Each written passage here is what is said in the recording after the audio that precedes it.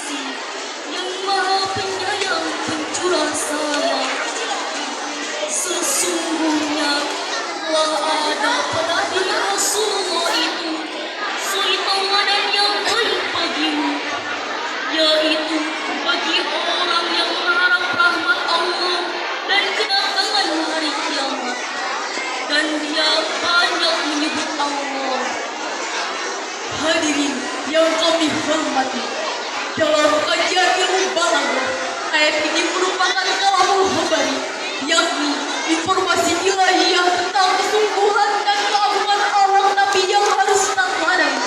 Hal ini ditunjukkan dengan lafaz lakon pada awal ayat tersebut, karena secara sematik awamul tidak wakil tahqiq li'annahu fi'lul madi yadullu ala takid.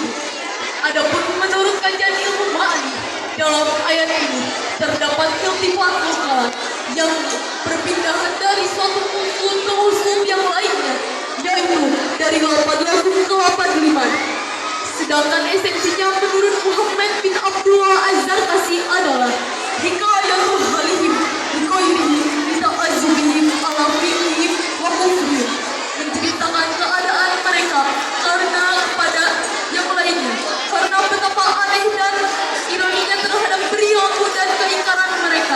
Relevansinya dengan ayat ini, betapa aneh dan ironinya manusia setelah diberi contoh oleh Rasulullah tapi tidak mengikutinya.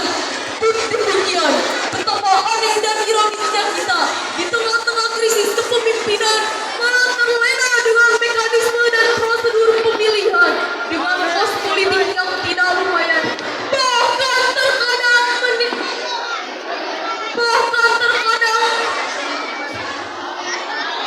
Bahkan terkadang menelan banyak korban demi mewujudkan prinsip Vox Populi, Vox Dei, suara rakyat adalah suara Tuhan.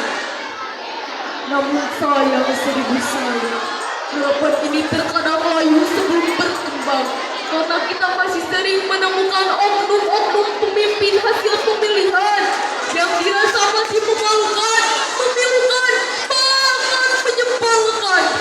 Sebelum terpilih sebagai pemimpin, mereka tampil ke surah malaikat, laksana malaikat pembawa syafaat, penebar rahmat, siap mensejahterakan rakyat, sehingga setiap orang mudah terpikat. Tapi setelah terpilih, bukannya menjadi pelindung rakyat, tapi menjelma sebagai sosok keparat, sosok penindas, dan sosok perampas hak-hak rakyat. Naudzubillahi min dzalik. Kenapa hal ini terjadi hadirin? Disebabkan karena krisis kepemimpinan, hilangnya faktor keteladanan dalam diri seorang pemimpin. Padahal Rasulullah SAW dalam kapasitasnya sebagai pemimpin umat senantiasa tampil uswatun hasanah. He is the only one example where all excellences have been blended in one personality. Nabi Muhammad merupakan contoh yang luhur, figur yang tinggi yang wajib kita teladani setiap perkataannya maupun perbuatannya. Dengan demikian, strategi terhadap krisis kepemimpinan ini adalah: pertama, secara internal, dengan membangun basis komitmen pemimpin yang siap menjadi suri tauladan yang baik bagi umatnya, sebagaimana kepemimpinan Rasulullah SAW. Kedua, secara eksternal, dengan memperbaiki sistem suksesi dalam rekrutmen calon pemimpin secara jujur, adil, dan demokratis. Hal ini menjadi sangat signifikan untuk diaplikasikan, terutama dalam kondisi bangsa kita ini yang sedang dilanda krisis multidimensi, krisis ekonomi, krisis irigasi, bahkan krisis ideologi. Maka pemimpin yang berjiwa prophetik adalah solusi yang paling tepat, betul? Hadirin, lalu bagaimana contoh pemimpin yang berjiwa prophetik itu? Sebagai jawabannya, terkutip dari dalam Quran surah Ali Imran ayat 159.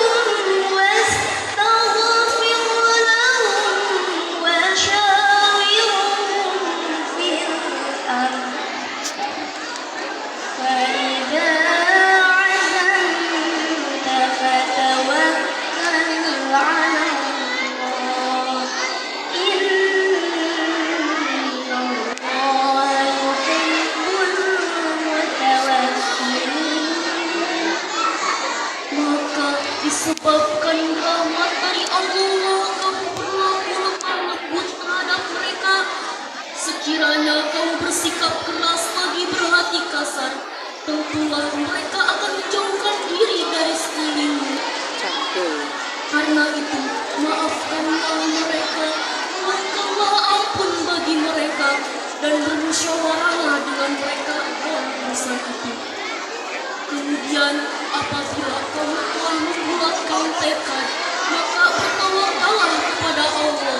Sesungguhnya Allah menyukai orang-orang yang bertawakal kepada-Nya. Hadirin yang kami banggakan. Pada ayat ini terdapat 5 sikap dan sifat tipologi properti kepemimpinan Rasulullah yang harus kita teladani. Pertama, limtalahu, dengan bersikap santun dan lemah lembut. Karena sikap lemah lembut secara filosofi dapat menunjukkan keluhuran budi, bisa menarik simpati kawan dan membuat segan bagi lawan. Kedua, fa'fu anhum, pemaaf. Ketiga, wastaghfirlahum, dan mudah memohonkan ampunan kepada orang-orang yang berbuat salah. Tidak menggunakan kesempatan untuk berbalas dendam, sekalipun kesempatan itu ada. Keempat, wasawirhum bil amri. Rasul sangat senang bermusyawarah. Artinya, beliau bukan tipe seorang pemimpin yang otoriter, tapi seorang pemimpin yang egaliter. Rasul bukan seorang pemimpin yang arogan, tapi seorang pemimpin yang elegan, yang siap diluruskan ketika berbuat salah maupun ditemukan kesilapan. Dan kelima, beliau memiliki komitmen. Faidah azamta, fatawakkal ala Allah. Setelah memantapkan planning dalam suatu kegiatan, lalu bertawakal kepada Allah. Karena man proposes and the God disposes. Manusia hanya berencana, Allah yang menentukan. Krisis kepemimpinan bisa diselesaikan ketika pemimpinnya mencontoh keteladanan Rasulullah Shallallahu Alaihi Wasallam. Dan orang-orang yang mencontoh Rasul adalah orang-orang yang beriman dan beramal kebajikan yang akan dipimpin oleh Rasulullah dan yang akan mendapatkan pahala dan ampunan dari Allah. Sebagaimana firman Allah pada Quran surah Al-Maidah ayat 9.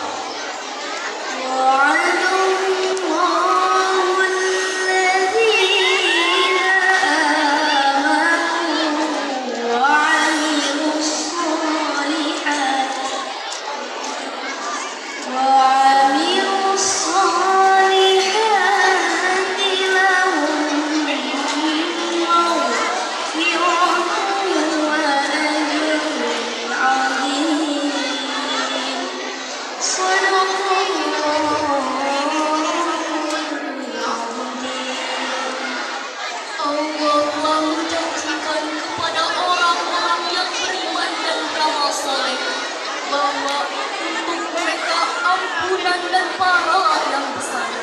Maha benar Allah dengan segala kebenaran.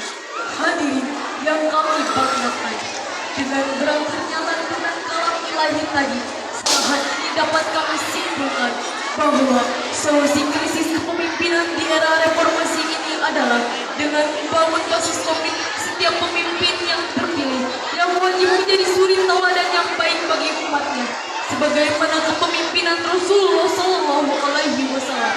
Untuk itu, kewajiban saya, saudara, dan kita semua seluruh bangsa Indonesia untuk menjalankan reformasi ini dengan senantiasa membangun basis komitmen pemimpin dengan mencontoh akhlak dan kepemimpinan Rasulullah Shallallahu Alaihi Wasallam dengan senantiasa dalam bimbingan ilahi. Amin. Sekian dan demikian yang dapat kami sampaikan. Wassalam.